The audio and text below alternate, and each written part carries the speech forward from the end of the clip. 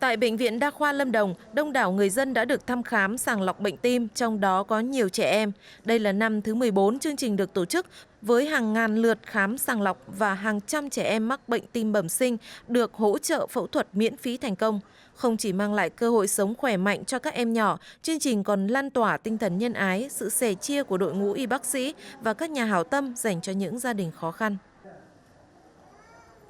Gia đình cũng có biết bệnh lâu rồi nhưng mà cứ nghe bệnh tim là thấy sợ, phải vài trăm triệu nên gia đình khó khăn không dám đi khám. Nhờ biết chương trình miễn phí này nên mới mang con đi. Khi mình phát hiện sớm ở cái mức độ mà chưa có tai biến biến chứng, mình điều trị phẫu thuật thì nó sẽ ít tai biến chứng hơn, và cái sự phục hồi sức khỏe của trẻ em cũng như người lớn sau khi mổ tim nó càng nhanh chóng hơn, giúp cho cái việc mà tái hòa nhập cộng đồng và làm việc của họ sau khi mổ được tốt hơn và nhanh hơn.